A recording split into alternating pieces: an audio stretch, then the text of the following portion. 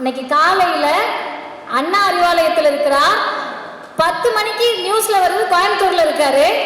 கோயம்புத்தூர்ல போய் தந்தை பெரியார் பெயரில் அமைய இருக்கக்கூடிய நூலகத்தை, அறிவுசார் மையத்தை பார்வையிடுகிறார். கொஞ்ச நேரம் கழித்து பிரேக்கிங் நியூஸ் வருது. ஒரு குழந்தை மரணித்தவுடன் உடல் உறுப்புகளை தானம் பண்ணியிருக்காங்க. அவங்க வீட்டுக்கு போறாரு. கொஞ்ச நேரம் கழிச்சு பார்த்தா ஃபீல்டு விசிட், மாலை மாநாடு, வயது வெறும் 73. நாளை மறுநாள் அவருக்கு வயசு 73.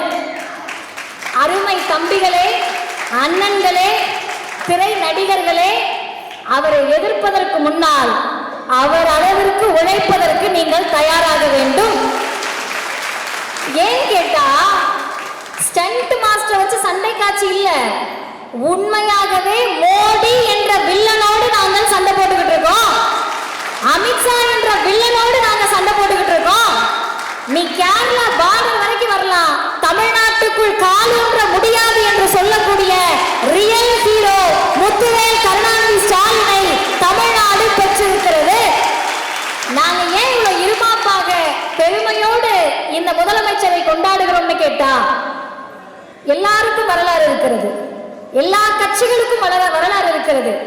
ஒண்ணு வேணா நாளைக்கு யாராவது நினைச்சோம்னா நம்ம கூட கட்சி ஆரம்பிக்கலாம். கட்சி ஆரம்பிச்சுட்டு சிஎம் ஆகணும் கனவு காணலாம். நாளைக்கே சிஎம் அப்படி கூட நினைக்கலாம். ஆனால் அவர் நேற்றைக்கு கட்சி தொடங்கி இன்னைக்கு முதல்வர் ஆனவர் கிடையாது. இன்றைக்கு பேசுகிறார் கோவையில், மக்களுடைய இன்ப துன்பங்களில் அவங்க கூட நில்லுங்க, அதனாலதான் அவங்க நம்ம கூட நிக்கிறாங்கன்னு பேசுறாரு. யோசிச்சு பாருங்க, உடல் உறுப்பு தானம் பண்ணுங்கன்னு ஒரு முதலமைச்சர் சொல்றது இயல்பு. ஆனால் உடல் உறுப்பு தானம் செய்த குடும்பத்தை நேரடியாக போய் பார்க்கக்கூடிய மனிதநேய மாண்பாளரை தமிழ்நாடு பெற்றிருக்கிறது. எதிரிகள் எப்படி ஏற்றுக்கொண்டிருக்கிறார்கள் அப்படின்றதுக்கு ஒரே ஒரு வீடியோ மட்டும் உங்களுக்கு.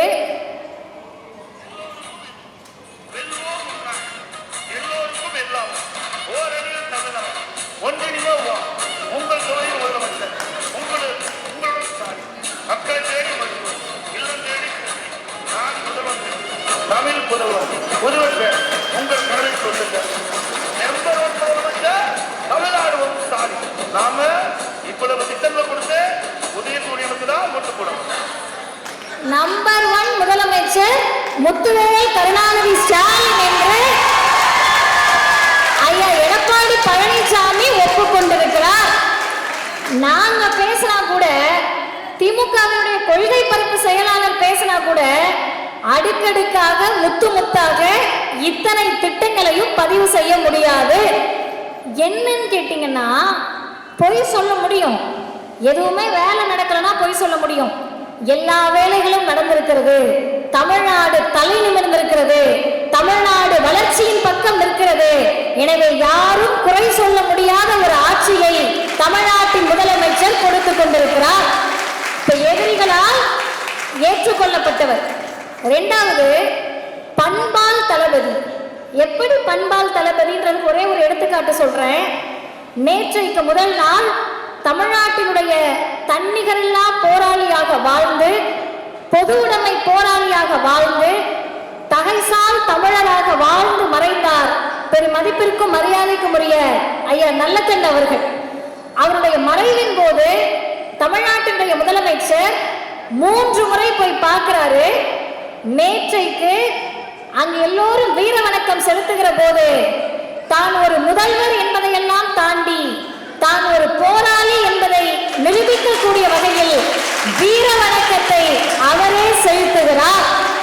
2012 தமிழ்நாட்டினுடைய இன்றைய முதலமைச்சர், அன்றைக்கு திராவிட முன்னேற்ற கழகத்தினுடைய பொருளாளராக இருந்த நம்முடைய தளபதி அவர்களுடைய பிறந்த நாள் நிகழ்ச்சி சென்னை காமராஜர் அரங்கத்தில் நடைபெற்றது.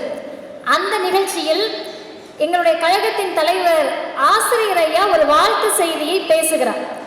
அதை கொஞ்சம் நல்லா கவனிச்சிங்கன்னா, அவர் சொல்றாரு, எதிரிகளும் இவரை பாராட்டுவார்கள், எதிரிகளும் இவரை ஏற்றுக்கொள்வார்கள். ஏனென்றால் இவர் பகுத்தறிவால் தளபதி, பண்பால் தளபதி, உழைப்பால் தளபதி, தன்னுடைய வல்லமையால் தளபதி, அனைத்திற்கும் மேலாக தன் சோதனைகள் காலகட்டத்தில்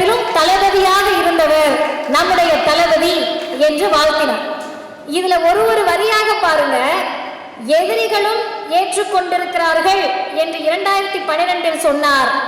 இன்னைக்கு 2026, எதிரிகளும் ஏற்றுக்கொண்டிருக்கிறார்கள், எதிர் முகாமில் இருப்பவர்களும் ஏற்றுக்கொண்டிருக்கிறார்கள். கண்ணுக்கு எட்டிய தூரம் வரை எதிரிகளே இல்லை என்று சொல்லுவதற்கு நாம் பாசிசவாதிகள் கிடையாது. கண்ணுக்கு எட்டின தூரம் வரைக்கும் எனக்கு எதிரியே இல்லை என்று சொல்லுவதற்கு நாம் பிஜேபி காரர்கள் கிடையாது. ஆனா நம்ம என்ன சொல்றோம்னா, அவரை எதிர்க்கணும்னா அவர் அளவிற்கு நீங்கள் உழைக்க வேண்டும். ஒரு நாளும் உங்களால் அதை செய்ய முடியாது. இந்த முதலமைச்சர் மீண்டும் வெல்வார் என்பதில் 1% கூட எங்களுக்கு சந்தேகம் கிடையாது. அப்படி அவர் வெல்ல வேண்டும் என்பதில் மிகப்பெரிய சுயநலம் நம்ம எல்லாருக்கும் இருக்கு. என்ன சுயநலம் தெரியுமா? திமுகவை பொறுத்த வரைக்கும் வெற்றி தோல்வி அவர்களுக்கு புரிதல்ல. வென்றால் அதிகமா வேலை பார்ப்பாங்க, தோல்வியுற்ற போது ரொம்ப அதிகமா வேலை பார்த்தாங்க. எனவே அது அவர்களுடைய பிரச்சனை கிடையாது, தமிழ்நாட்டினுடைய பிரச்சனை. எங்கள் தலைமுறை நல்லா இருக்கணும்னா நீங்க தான் வேணும்னு நாங்கள் கேட்பது எங்கள் சுயநலம். எங்க பிள்ளைங்க நல்லா படிச்சு மேல வரணும்னா நீங்கள் தான் முதல்வராக இருக்க வேண்டும் என்பது எங்கள் சுயநலம். அடுத்த தலைமுறை இந்த திட்டங்களை எல்லாம் அனுபவிக்க வேண்டும். டெல்லியை எதிர்த்து போராட வேண்டும், பாசிசத்தை எதிர்த்து போராட வேண்டும், மதக்கலவரம் தமிழ்நாட்டில் நடைபெறக்கூடாது என்ற சுயநலத்தால் நாங்கள் முத்துவேல் கருணாநிதி ஸ்டாலின் என்பவர் முதலமைச்சராக இருக்க வேண்டும் என்று நினைக்கிறோம். இறுதியாக மார்ச் 1 பிரதமர் மோடி திருப்பரங்குன்றம் வராருன்னு ஒரு செய்தி வந்துச்சு.